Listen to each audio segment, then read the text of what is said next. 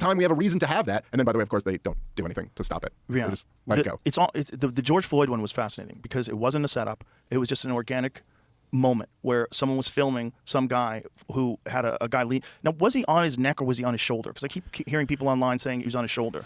All right, guys. These are two guys that I love their work. I really do. I think they're fantastic guys, Joe Rogan and Dave Smith, and they get into probably some territory that they, not that they shouldn't get into. Everyone should talk about everything. However, it's good to see where they are at this stage of the game, right? This is 5 to 6 years later after all the stuff came down, and they are still in this propaganda mist when it comes to the George Floyd scenario. I think it's The Fall of Minneapolis is a great documentary. I'll throw it in the description if you guys want to take a look at it. But it's something that they should probably watch, right? If you want to say that documentary is skewed, that's fine. Let's listen to a little bit more what they have to say just to get an idea of where they are. Maybe that might be right. The thing is, on the neck, you're really going to go out. You're going to go to sleep. If the guy's really pressuring your neck like that, you're going to, like, anybody who thinks that's not a big deal, get someone who knows how to put weight on the knee, lean on your neck. Okay, he's right on the neck, no question at all. Okay, that will put you to sleep for the most part, and that will definitely constrict your breathing, depending upon how much weight he actually has on that neck and how strong George Floyd is. Now imagine this guy's already fucked up. He already has an enlarged heart. He's on fentanyl. He's already fucked up. But would he have died without this happening? Well, from what I understand, there were two autopsies. People want to say it was an overdose. Well, it's certainly he had. All right, so first and foremost, I should have had it up already, but take a look at George Floyd's autopsy. Okay, I'm still not getting into what I've done in my previous life. Well, that'll happen later.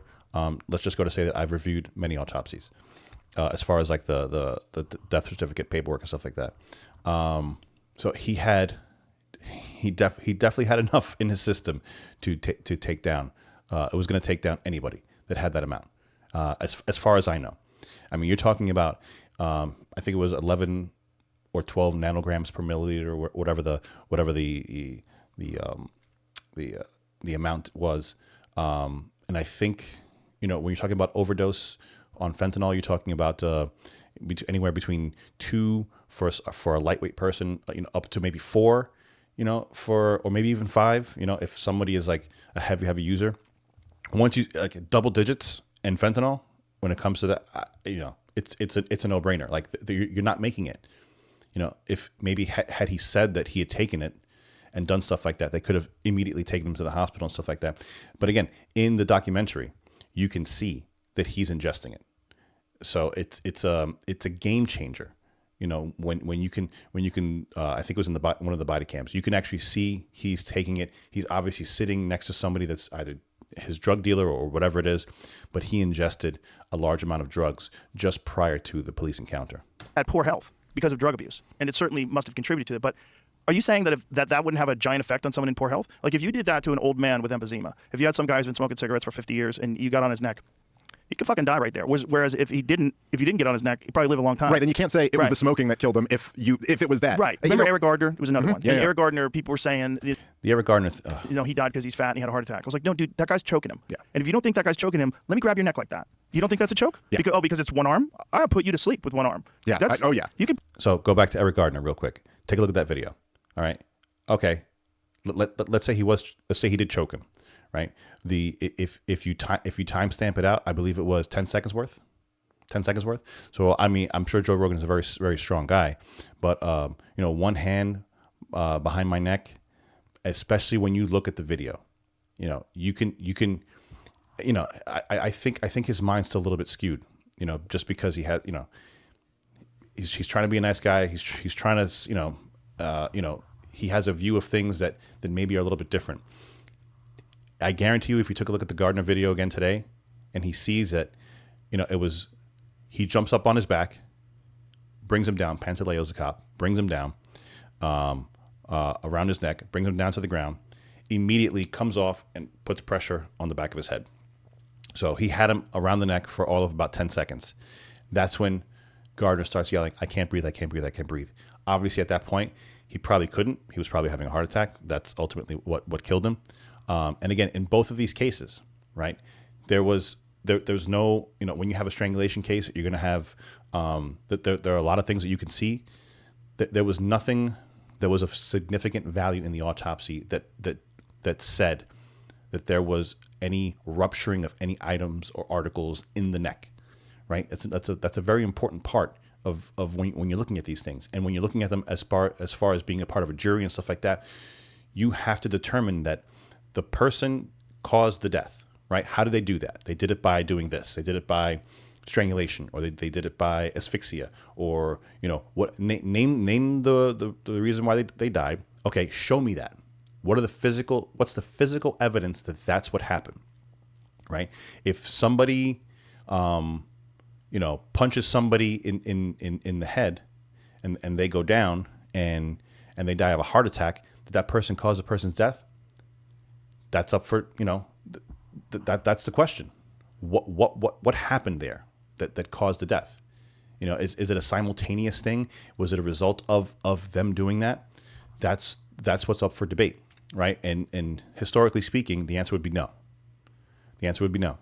If you punch somebody in the head and they fall down and they crack their skull and they die, then you caused the death, right? You did something that affected a third thing, and that's what caused their death, right? If what you did to them, right, if you cannot show the link between what you did to them and what ultimately caused their death, then you didn't cause the death. They go You put on. someone to sleep. I've watched Easy. UFC fighters get put to sleep. Professional All the fighters time. get put to sleep All with the one time. arm. Professional world champion Sean Brady choked out Leon Edwards for the most part with a one-arm guillotine. And Luke Rockhold got Yep. Mike Yeah, Bisping Mike the Bisping. same way. All right, so now you're talking about world-renowned fighters. Now, I think Gardner was about 350 pounds and Pantaleo was about 170. Okay, and I don't think Pantaleo was a world-renowned martial artist. When? One-arm guillotine. Yeah, Bisping Tito came back. Ortiz got somebody with that. That one-arm Yeah, yeah. guillotine is legit. That's and legit. anybody who's if anybody who knows what they're doing, Yeah. it was grappling anyone who doesn't know what they're doing. They Right. could all one arm choke you out. Yeah, Like, they're saying, oh, he just restrained him. Like, no. When you restrain someone, you get their arms behind their back, you pin their weight down. You could just restrain the guy, if you're a good jiu-jitsu practitioner, with your body weight. If you have you're on top, he's face down. You put your hooks in, he's not going anywhere. yeah. You flatten him out, you underhook him, you pull his arms out, someone cuffs him. You don't choke him. You don't have to choke him. The guy wasn't resisting at all. So that was another one, right? But these are real moments. These are organic moments. They're not setups, but boy, are they good at capitalizing on those fucking things. And then when you see public officials going with this swarm of narrative, the swarm of narrative was defund the police. Like, are you guys out of your fucking mind? In the middle of these riots, you're going to go against the police instead of going against the rioters? You got one bad cop. That bad cop should be prosecuted, or something should happen. He should be, if the guy died of an overdose, at the very least, what he's doing seems to be brutal Yeah, and and unnecessary. unnecessary. Yeah, unnecessary and brutal. To that point exactly, brutal and unnecessary, right? What Joe doesn't know, and obviously what Dave doesn't know either, is that's what he was trained to do, right? That was the exact same picture that you see in all the clips going around was in the Minneapolis training manual as I forget what type of restraint it's called, but it's in the training manual, and that wasn't allowed in trial. Like, that exact restraint is taught to these cops. Is it a good restraint? I don't know. It's up for debate. I'm guarantee you they don't teach it anymore, right? But is that what he was taught? Absolutely. That's what he was taught. You could say it's brutal. That's what you're taught. So, if you are an officer and in your mind you're thinking, well, somebody's thought this stuff through, right? I'm sure they had doctors and lawyers and all these smart people that formulated this training manual and figured this shit out. I'm signing up. All right, I'll listen to you guys because you guys know what you're doing, right? I think it was called the maximum restraint technique. And sure as shit, when you look up the Minneapolis Police Bar, if you look up that documentary, The Fall of Minneapolis, his mother, Chauvin's mother, is interviewed. She brings his training manual and she shows the photograph that looks like it was like a sketch of the Floyd incident. It looks like somebody took a snapshot of Goerge Floyd and Derek Chauvin and sketched it out and put it in this book. It is exactly the same. It's pretty wild. But again, these are things. These are worlds that maybe they're not really into, and they're just not up to date on what's going on. So The guy's not resisting. You put your weight on his back. It's hard enough. It's so hard to get up if someone has their fucking knee on your back. It's so hard to get, especially if you're out of shape and you have an enlarged heart and you're on fentanyl. Now, there's also 7 cops around him, and he wasn't. I mean, I've watched the whole body cam footage. He was clearly fucked up, and he was clearly having like a massive panic attack. Yeah. But he wasn't like being like violent with the cops. He wasn't a threat for that many cops. Cops get so desensitized, and you have so many experiences with one individual. This guy had a long criminal record. The people that worked that area probably all knew him. Didn't Derek Chauvin and him work together somewhere? Yeah, I remember hearing that. But Security I don't know. Yeah, they somewhere. were they were doing some. They really get beaten up on the comments for this particular thing. I just hope that, listen, at the end of the day, if Chauvin's rotting in jail probably for the rest of his life, I think unjustly. That's my personal view. After looking at all the evidence and the fact that that they couldn't move the trial to a different location. The fact that there was a mountain of evidence that wasn't allowed in the trial, and having experience with, court system, the legal system, law enforcement, those guys were railroaded, and that's just that's the fact. That's an absolute fact that they were not given a due process. I wouldn't like to see them get pardoned, but I would like to see a retrial. And for the most part, I think all of their requests are pretty much done with. So it's not likely it's going to happen. But I would like to see them have a fair shake in court and a fair trial, because I think that what was the initial decision, I think was an absolute, it just scares the shit out of you when you know what happened and you understand that the justice system can be subverted. And what does it mean at that point? If, you could just, whatever outcome you want to happen, you make happen. If you're the judge or the defense, I mean, it was a sham. It was an absolute sham. Guys, give me a like, give me a share, and a subscribe. I can't talk today. Thanks a lot for coming out.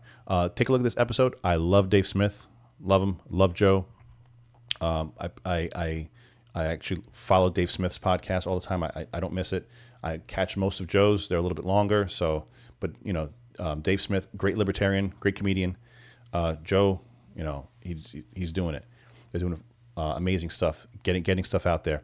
Again, they got pretty beat up in the comments for this, so I'm hoping that somebody raises to their attention, hey, you may want to take a look at this stuff. Fall of Minneapolis, at least give it a watch. It'll give you a different perspective on what the hell is going on during that time. Guys, thanks a lot. Like, share, subscribe, and we'll see you again in the next video. Thanks a lot.